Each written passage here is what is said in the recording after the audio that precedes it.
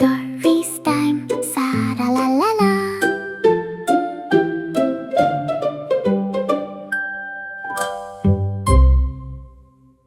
Before we start today's game, I need to confess something.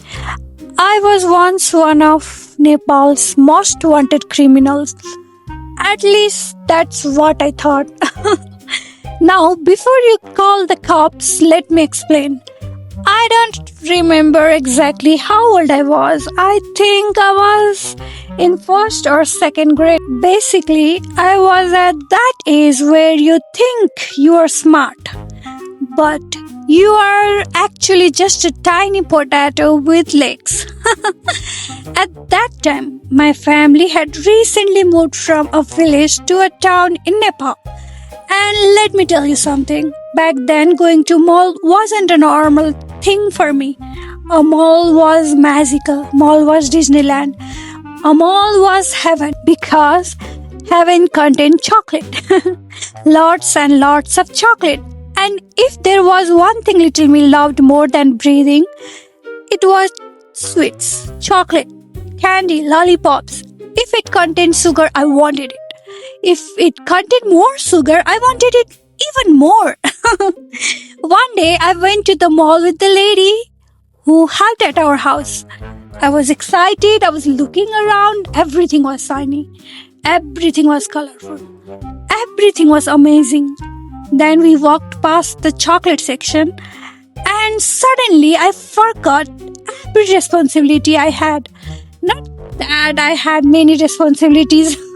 I was like 7 years old, right? But still, I mean, the chocolate looked glamorous. It was glorious, glamorous, everything. It was sitting there calling my name, Srija, Srija, Srija, take me home. Now, here where things went terribly wrong. The lady looked around and basically told me nobody is watching. Now, please remember, I was a child, a tiny child. My brain was still under construction. If an adult tells a child that nobody is watching, the child does not think this seems morally questionable. The child thinks, wow, what a fantastic opportunity. So I took a chocolate and I slipped it into my pocket.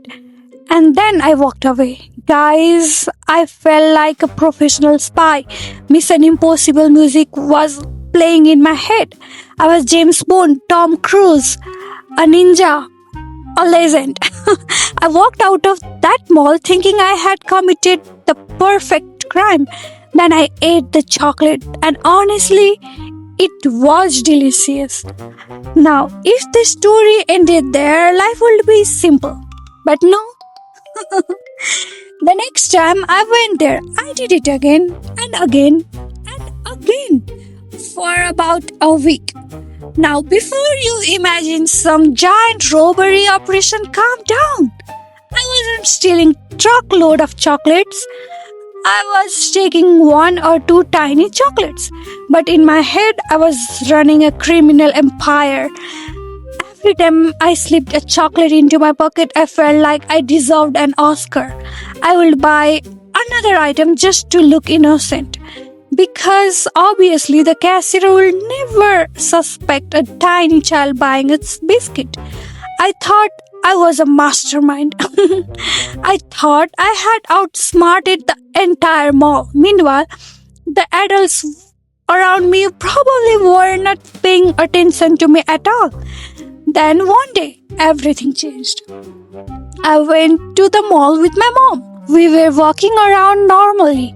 Everything was fine. Everything was peaceful. Then my mom casually pointed at a camera, a tiny little camera, and said, "You know those cameras can see you everything, right?"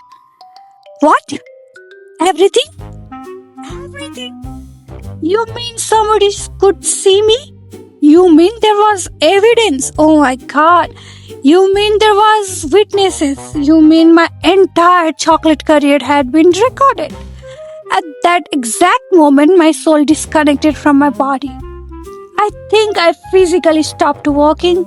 Meanwhile, my mom had absolutely no idea what she just said or done. She was just explaining me about CCTV, but to me, she had revealed classified information, state secrets, top level intelligence. I spent the rest of the day in complete panic. That night, I could not sleep for days, actually, maybe week. A dog barked. They found me. A phone rang. They found me. Somebody knocked on neighbor's door. It's the police. Oh my god. My parents looked serious. This is it. I was mentally preparing for prison, for chocolate.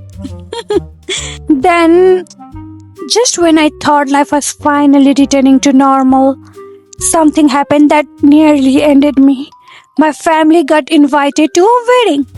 Now, normally this would be exciting, but guess whose wedding it was? The mall owner's daughter or son. I don't remember which one. I just remember one thing, pure fear. The second I heard that information, I knew my life was over. In my head, the mall owner had spent months reviewing security footage, frame by frame, zooming in, enhancing image, building a criminal case. I imagined a giant folder labeled The Chocolate Thief with my tiny school photo attached. I imagined meetings, PowerPoint presentation, investigation, cops, a whole task force dedicated to find the child who stole 3 chocolates. I did not want to go to that wedding at all, not even a little.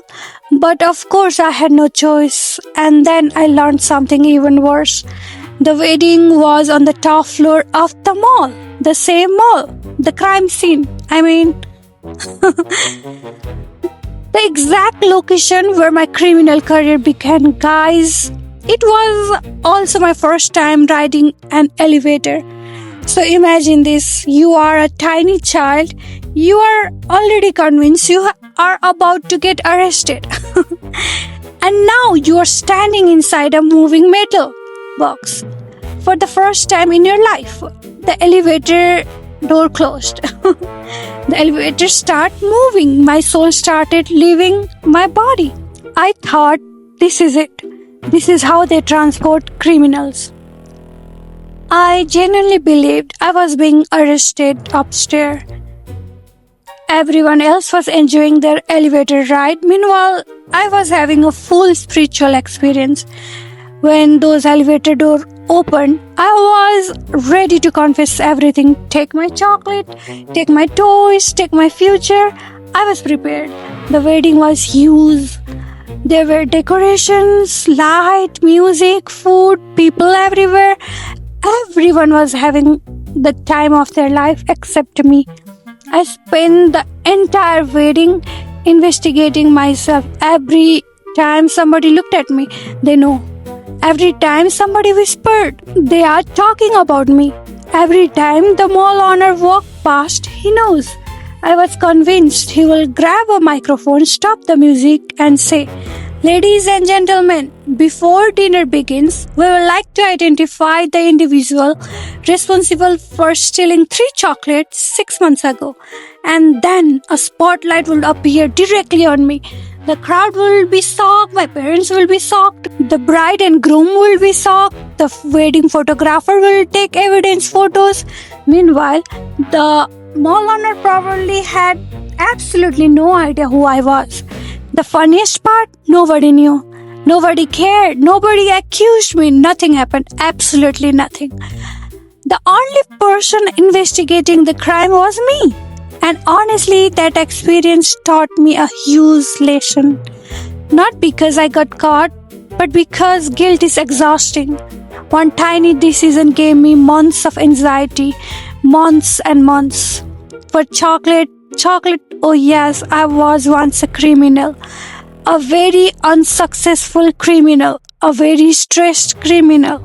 A criminal who got away with everything but still punished herself anyway.